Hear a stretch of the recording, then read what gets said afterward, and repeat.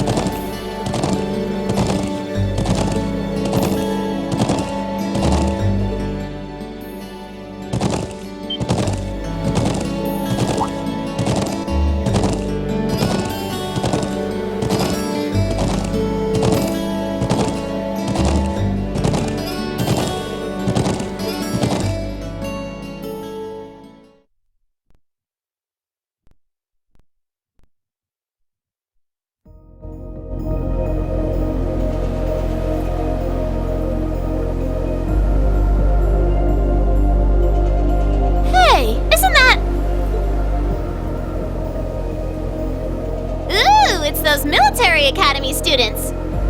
I wonder what they're doing all the way out here. Oh well. Looks like things are gonna start getting interesting.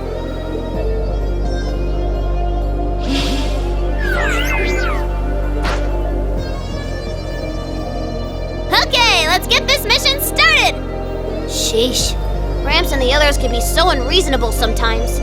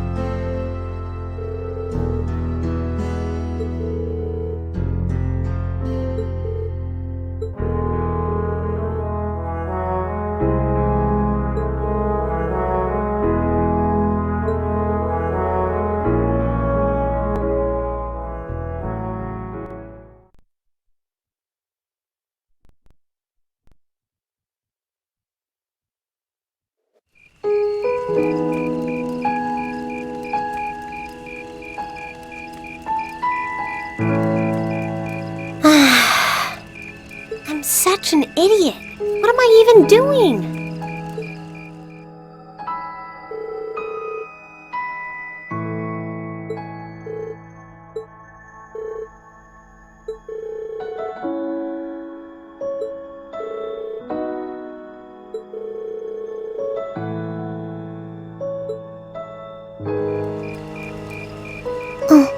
Alisa?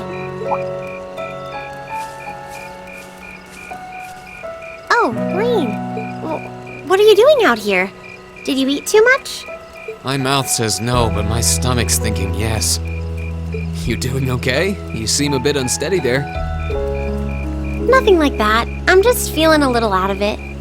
I'm just going to stay out here for a while and get some fresh air. Then I'll be Whoa! Sorry about that. See? What did I tell you? We've been riding all day. I'm not surprised you're feeling tired. Riding a horse really takes it out of you. I guess you're right. Why didn't that occur to me before?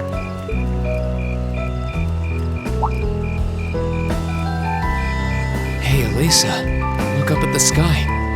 Huh? Oh, wow! I didn't even notice it last night because we turned in so early. But now that we know, if you're out here to get some air, better to take in the starlight than look at the ground, right? You're right.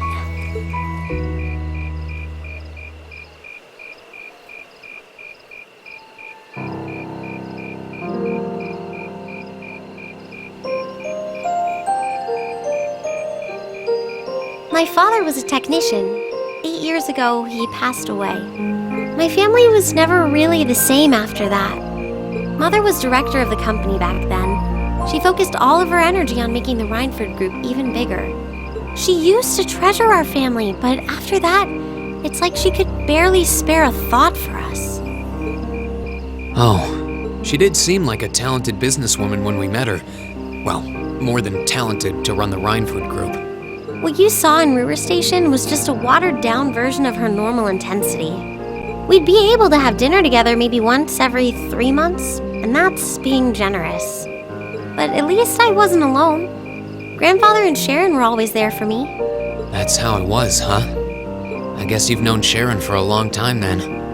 Yeah, my mother hired her about 7 years ago. Being a Rhineford and all, I never had many people I could really call friends when I was young. The nobles looked down on me, of course, but the common people treated me like I was different from them, too. At least with my grandfather and Sharon around, I never felt totally alone. Grandfather introduced me to all kinds of different hobbies, like horseback riding and playing the violin. Sharon taught me self-defense and archery, and all the high society etiquette expected of a lady. Meanwhile, my mother kept expanding the company completely against the wishes of my grandfather, the chairman. I see. Though, hasn't Rhineford always been a big industrial company? Kind of, yeah.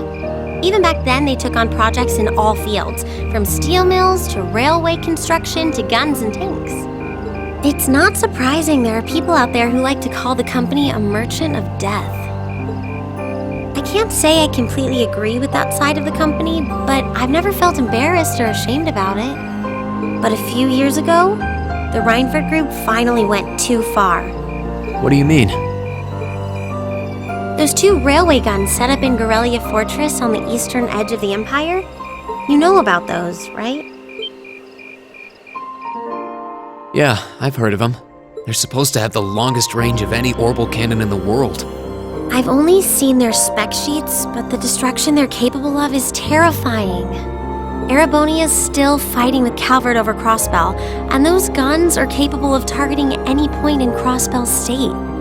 In just a couple hours, they could wipe Crossbell City and its 500,000 citizens off the map. No way.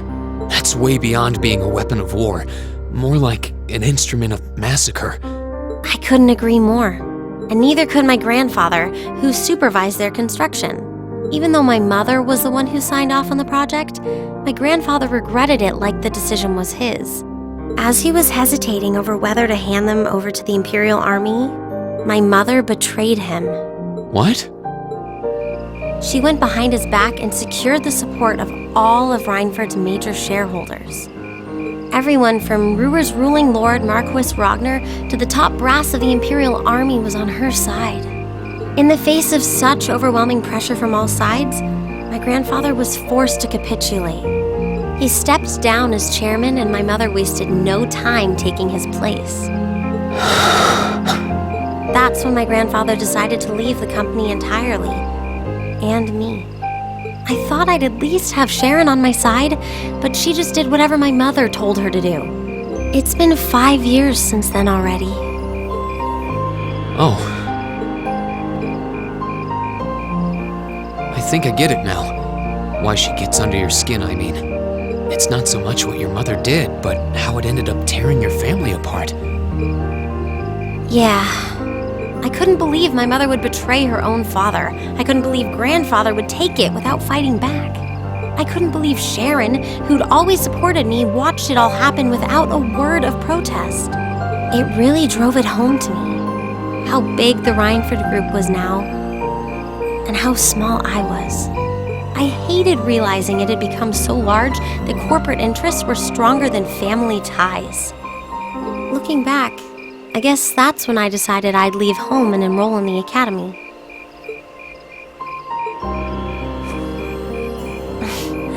Even when I ran, I couldn't go far enough to escape my mother's shadow, or the Rhineford name. Then I come here and find my grandfather happily enjoying a whole new life without a care in the world.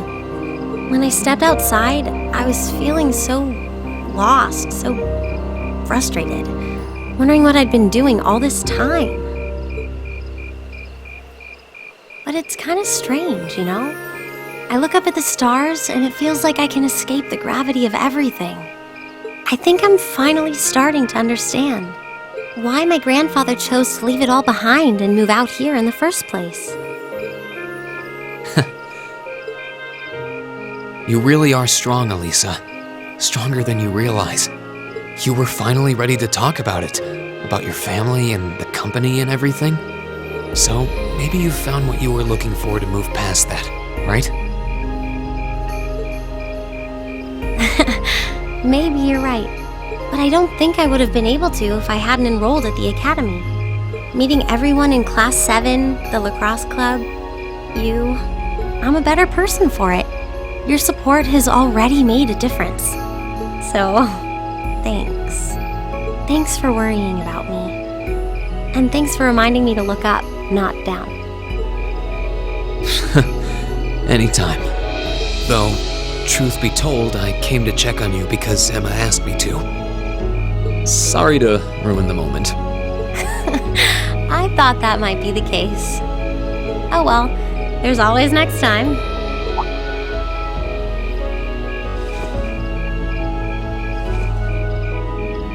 It's kind of strange to hear you tell me I'm strong, because I could say the same thing about you.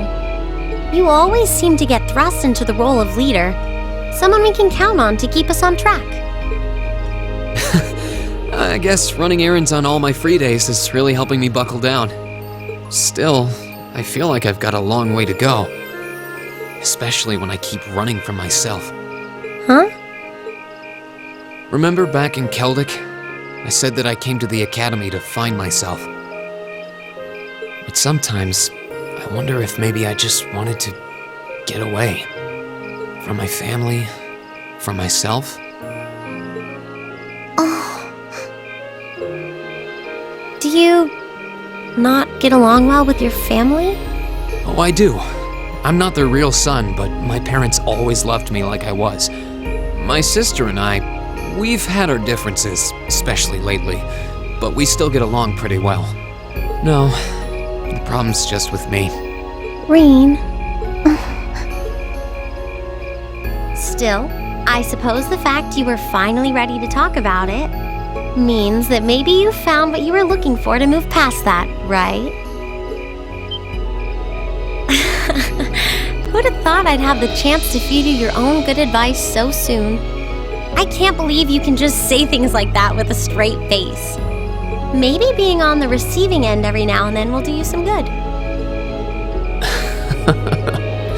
All right, you got me. I admit defeat.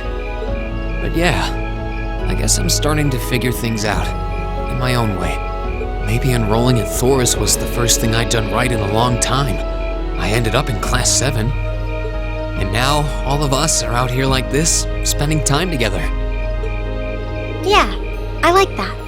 I hope the things we learned during our field studies can help us all make a difference in the world. So... Wait, all of us?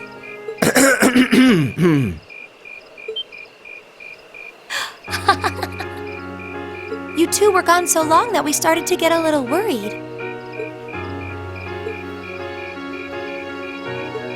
No way! How long have you been listening? Still, I suppose the fact that you were finally ready to talk about it means that maybe you found what you were looking for to move past that, right? Stop! Reen, he was the one who said it first. I was just repeating it back to him. Oh, Alisa, there's nothing to be embarrassed about. Honestly, you touched my heart. I apologize for eavesdropping on you, but at the same time, I'm kind of glad I did. How did I end up in the middle of this anyway? Fine, if that's how you want to play it. None of you are getting any sleep until you've shared all your most embarrassing secrets. What? I don't... You wish. Seems like you did well. Honestly, I feel like she helped me more than I helped her. Hey, guys?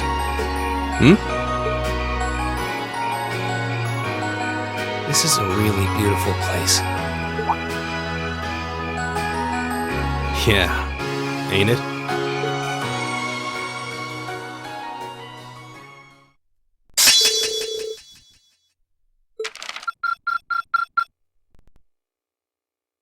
Keep up the good